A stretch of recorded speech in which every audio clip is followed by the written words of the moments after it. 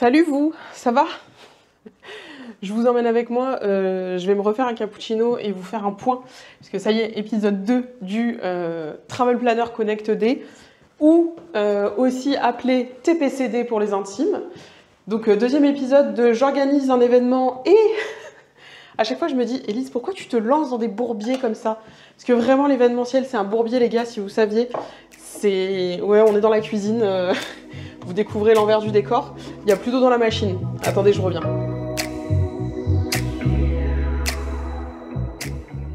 Bon, je crois qu'on va s'installer dehors. On va faire un point, vous et moi.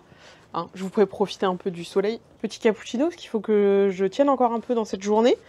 Alors, on est mardi 29 avril. L'événement est dans 2 semaines, 3 semaines, 16. Ouais, 2 semaines. Je monte donc globalement dans 2 semaines sur Paris. En le disant, je m'en rends compte. Donc dans 2 semaines. Pourquoi il faut que je tienne? Oui, je vous fais le point. Alors, parce qu'aujourd'hui, j'ai un live avec les apprenants en fin de journée à 18h30. Je vous cache pas que la journée a été rude. Alors, globalement, par rapport à l'événement, puisque comme moi je suis dans le Var, que Ambre est sur Paris, que l'événement est sur Paris, fais livrer les goodies sur Paris. Ça me semblait plus pertinent que de les emmener avec ma valise, etc. Et comme Ambre est un binôme de choc, elle m'a dit mais oui, fais les livrer chez moi, pas de problème. Donc je passe les commandes, on m'annonce des délais de livraison qui collaient parfaitement avec ses vacances, sauf que bien sûr la vie n'est pas un kiwi. J'ai un colis qui est arrivé avant la fin de ses vacances, Dieu merci, il a pu être récupéré, pas de souci. Il y en a un autre qui est arrivé programmé dans les temps, enfin que j'ai reprogrammé pour repousser la livraison. On fait jamais ça, repousser des livraisons, bah moi oui. Et hier aujourd'hui. Hier, il y a eu un colis qui est arrivé aussi, elle a tout réceptionné. Peut-être que je vous mettrai des petits clips ou pas, je sais pas, parce que sinon il va y avoir du spoil. Bref, il va y avoir des goodies vraiment sympas. Bref, j'avais commandé aussi donc il y a des goodies utiles et il y a des goodies moins utiles qui se mangent, voilà, sans trop en dire. Et ceux qui se mangent, donc c'est livré par Chronofresh. Est-ce qu'on peut parler de leur service client le plus éclaté au sol qui existe? Ce matin, le mardi, moi c'est ma journée d'appel découverte, donc j'avais mis l'adresse d'Ambre, le nom d'Ambre, etc. Pour qu'elle se fasse livrer. Quand j'ai reçu le mail en disant c'est entre 8 et 9, j'ai dit bon, je vais lui envoyer un message tout de suite ce matin. Elle s'est dépêchée en plus de rentrer de l'école de sa fille pour récupérer le truc. Rien, 10h30. Même pas, avant 10h30, moi j'étais en appel découverte. Je vois que j'ai un double appel, mais je peux pas décemment quitter la personne et lui dire bon allez ciao, j'ai un appel à prendre.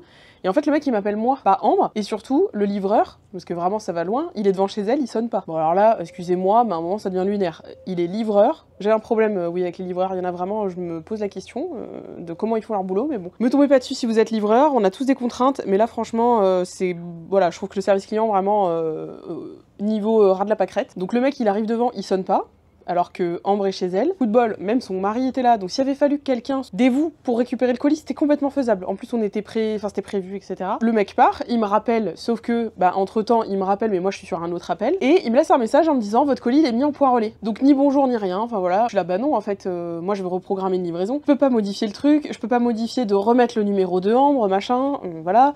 J'appelle le service client qui me dit, mais pas de souci, je leur explique. Ah oui, non, entre temps j'ai le livreur qui m'envoie paître, pour pas dire autre chose, parce que sur YouTube, faut faire attention à ce qu'on dit. Il m'envoie sur les roses, mais comme jamais, désagréable. Le mec, il en avait rien à faire. Il me dit, ouais, moi je le mets au relais colis, c'est pas mon problème, je repasse pas. Je dis, mais il y avait des gens, pourquoi vous avez pas sonné? Ah ouais, s'il faut que je sorte du camion pour sonner, s'ils sont pas là. Bon, bref, j'essaie de garder patience, mais vraiment, il m'a super mal parlé. Et il me dit, bah moi je m'en fous, je le mets au relais colis. Eh ben c'est pratique, écoutez, il était devant chez eux, ils étaient là, ils sonnent pas, mais il va le mettre au relais colis. Voilà.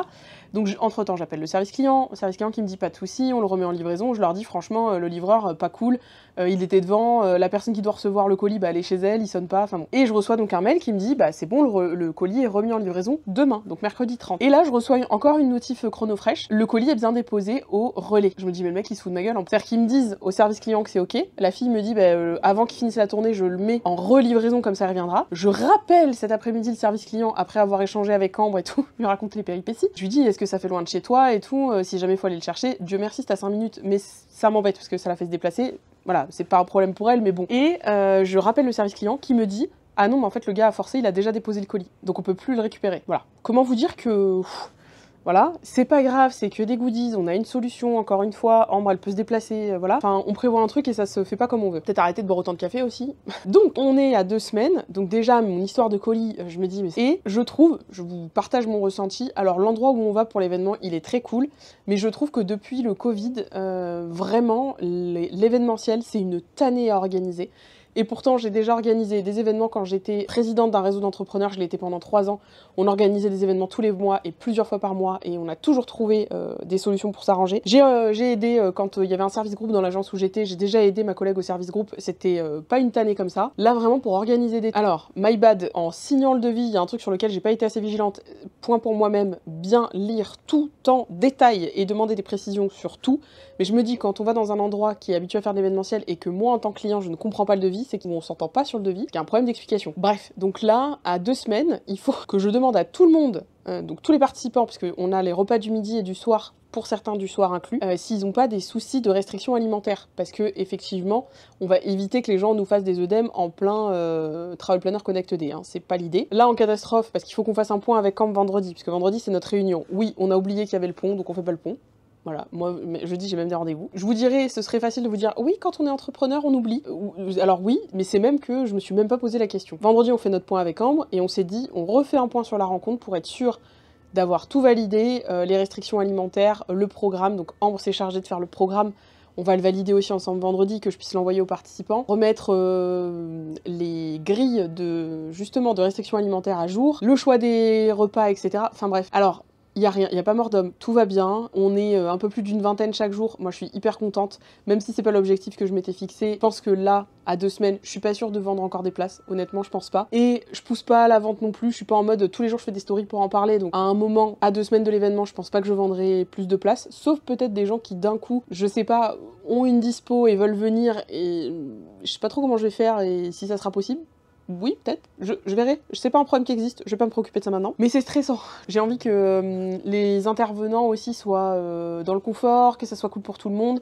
J'ai envie que ça soit un bel événement. Voilà, bon, je me mets la pression, quoi, vous l'avez compris. J'ai envie que les gens vivent une expérience qui est cool, qu'on ait le temps de discuter. Écoutez, on va voir comment ça va se passer. J'espère que tout va plaire aux gens, que les interventions, que le programme comme on l'a pensé. Oh, d'ailleurs, j'ai prévu une intervention. Je l'ai montré à Ambre. Je lui ai montré le sujet de l'intervention et les slides. Elle m'a dit, ça va secouer du coco. Je pense qu'on peut élire cette phrase comme la phrase de Ambre, secouage de coco. Parce que oui, il y a de l'intervention d'autres professionnels, donc une avocate et une commerciale en assurance. Mais moi, je vais faire des interventions aussi. Et je vous cache pas que pour moi, c'est aussi un gros challenge parce que je l'ai fait une fois en séminaire, ouais 2 fois. J'ai fait une fois une masterclass, enfin vraiment un contenu live, et j'ai fait la dernière fois, c'était plus du coaching mentorat, donc c'est un peu différent, mais c'est une énergie de fou, vraiment faire du présentiel avec des gens quand vous avez 20 paires d'yeux qui vous regardent et qui vous écoutent, c'est aussi de la pression, donc moi il faut que je me détende d'ici là et que je gère ça comme il faut. Ambre sait qu'un petit malaise vagal est peut-être attendu la veille. Ou le matin même. Normalement non, mais ça peut m'arriver. Moi, je suis quelqu'un de stressé à ce point, ça peut m'arriver. Voilà, envers du décor, vous découvrez cette partie, mais je fais partie des gens stressés. Donc je sais que là, je suis dans le confort avec des gens où ça va bien se passer, ça va être cool. Logiquement, il n'y a pas de lézard, mais voilà, je me connais, je me mets facilement la pression. Plein de choses où je me dis, ah, j'aurais pu faire ça, j'aurais pu faire ça. L'essentiel, c'est que les gens passent un bon moment, que les goodies que j'ai imaginés leur plaisent. On m'a dit que c'était de très bonne qualité, donc ça, je suis très contente. Mais je me suis dit, mais j'ai pas de kakémono, pourquoi j'ai pas fait un kakémono? Eh ben écoutez, il y en a pas. Voilà, est-ce que ça va changer l'expérience des gens? Je pense pas. Voilà, ça sera peut-être plus parfait la fois d'après. J'ai hâte de voir ce que ça va donner les petits temps en groupe. Et le Boostev, vraiment, je trouve des noms. Faut que j'arrête avec les noms, je suis nulle pour ça. Mais vraiment un petit format, ouais, un peu coup de poing et passage à l'action et secouage de coco, bottage de fesses, coup de pied au cul, tout ce que vous voulez. Vraiment, j'ai un petit format comme ça que j'ai très hâte d'animer. C'est un peu des péripéties, hein, l'événementiel, je vous cache pas que... Et on est qu'à 2 semaines, il peut encore se passer un demi-milliard de trucs. Hein. Je m'attends à rien de spécial, mais on sait jamais. Maintenant, je me dis, comme je viens de réaliser que c'était dans 2 semaines, faut surtout pas tomber malade maintenant. Surtout pas. Alors, je vous le cache pas qu'avec un rhume ou quoi, je le ferai, hein. Dans tous les cas, voilà. Mais vraiment, je veux être au max de ma forme, je veux être bien, je veux être, voilà, hyper concentré et focus pour les gens qui sont là. Je sais que moi, en termes d'énergie, ça va me drainer comme jamais parce que je monte mercredi. J'ai tellement peur d'avoir des problèmes de train que je préfère monter 2 jours avant et rentre 2 jours plus tard. Voilà, même si, au pire, si au retour, je peux rentrer chez moi, je m'en fous, mais il faut absolument qu'à l'aller, j'y arrive. Donc je monte 2 jours avant, je vais retrouver Ambre. La veille de l'événement, on va déjà sur le lieu pour repérer, préparer, refaire un point s'il faut avec les gens sur place, etc. Et je sais que les 2 jours, en termes d'énergie, il n'y a pas plus. Là, il faut être... donc ça fait 20 personnes par jour. Moi, j'aimerais parler à tout le monde. Donc c'est mon challenge, de parler à tout le monde. De donner de l'énergie à tout le monde. Et je sais que le dimanche, je vais être éteint. On va peut-être se faire un petit, je sais pas, un brunch avec Ambre ou un truc. Mais clairement, le dimanche, ouais, je vais être éteinte, il n'y a pas de doute. Et Ambre aussi, hein, parce que pour elle aussi, c'est du taf, elle vient avec moi, voilà, elle est là J'allais dire au même titre que moi, bah oui, elle est là sur les 2 jours, donc je sais que c'est de l'énergie, c'est de la pression aussi pour elle, parce qu'elle veut que ça se passe bien. Elle veut que moi aussi, je sois bien, parce qu'elle me connaît. Je suis un peu la stressée du duo, que je sais qu'elle va me biberonner à la mélatonine la veille au soir pour que je dorme. C'est quand même pas mal de pression. J'espère que ça sera un bel événement. Je vous cache pas que là, aujourd'hui, j'ai hâte de retrouver les apprenants pour le live ce soir, tranquille. Sinon, ça va, vous? La vie, tout ça se passe bien? Voilà. Je vous cache pas que ouais, l'événementiel, c'est un gros... déjà, je vous l'ai dit dans le premier épisode, hein, c'est un gros budget. C'est une grosse gestion orga. Moi, je bloque quasiment une semaine au mois de mai pour ça. Parce que je le veux bien, hein, mais parce que je préfère partir en amont et tout, être tranquille, ne pas me stresser, ne pas stresser en non plus, arriver le jour J et tout, ou la veille, non, même pas en rêve. Donc c'est quand même de l'organisation. Ça demande aussi que Ambre bloque du temps pour ça. Voilà, donc je lui prends du temps dans son travail à elle. Et puis c'est une pression, quoi. Enfin, c'est une pression que ça se passe bien, que ça soit cool, que ça soit qualitatif, que les gens soient contents des interventions, qu'ils soient contents du programme. Encore une fois, ça c'est plus entre mes mains, de toute façon. J'ai fait la paix avec ça aussi. Moi, j'imagine un programme, un déroulé, et... Donc, je disais quoi? Oui, je disais... moi, j'espère que voilà, ce que j'ai imaginé comme programme, comme intervention, ça va plaire aux gens, mais ça, bah, tant qu'on fait pas, on sait pas, donc on adaptera après si, voilà, selon les retours. Et je me pose la question, je vous la pose aussi d'ailleurs, est-ce que pour ce genre d'événement, il faut que j'annonce la date plus tôt? Parce que j'ai des personnes qui m'ont dit ça, que si elles avaient su plus tôt, bah, elles auraient prévu, elles auraient budgété, donc d'annoncer plus tôt, mais plutôt dans le style 3-4 mois avant. Alors je vous cache pas que 3-4 mois avant, pour moi, c'est quand même hyper engageant financièrement. Vous qui regardez ça, qui êtes peut-être travel planner ou même entrepreneur, est-ce que si vous allez sur des événements, vous voulez avoir l'info de la date longtemps en amont pour pouvoir vous organiser, pour pouvoir budgétiser, etc.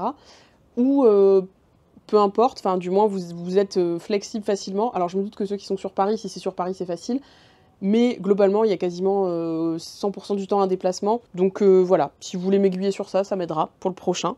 Parce que vraiment, si ça se passe bien, j'espère pouvoir reproduire ça au moins une fois par an, si c'est plus. Plus, peut-être se calmer. Je pense que Ambre, en voyant cette vidéo, elle va dire « Non, non, qu'est-ce que tu racontes plus ?» Non, vraiment, faut se détendre, madame. Hein. Plus, ça fait beaucoup de gestion. Au moins une fois par an. J'aimerais vraiment beaucoup faire ça au moins une fois par an. Ce serait vraiment très chouette. Donc on va voir si c'est possible ou pas. Que voilà pour l'épisode 2. J'espère que ça vous plaît de suivre les coulisses. Alors, comme c'est dans 2 semaines, je pense que l'épisode 3, ça sera le jour J. Ça sera montée sur Paris, préparation des goodies, etc. Et puis des petites scènes du jour J, parce que à moins qu'il se passe une dinguerie, je touche du bois par pitié, la tablette en bois, par pitié qu'il se passe pas une dinguerie d'ici 2 semaines. On est positif, il ne va rien se passer de fou. Et ben je pense que la prochaine fois qu'on se verra, ça sera sur Paris, pour l'immersion dans le Travel Planner Connect D. Donc si ça vous plaît, n'hésitez pas à me laisser un commentaire, à liker la vidéo, à vous abonner à la chaîne. Hein. Écoutez, je le fais jamais, mais il faut que je fasse de la promo, on me le dit tout le temps, donc voilà, faites-le. C'est gratuit, moi ça me permet de me voir que ça vous plaît, et puis ça fait connaître la chaîne à d'autres gens. On se retrouve pour le Travel Planner Connect D.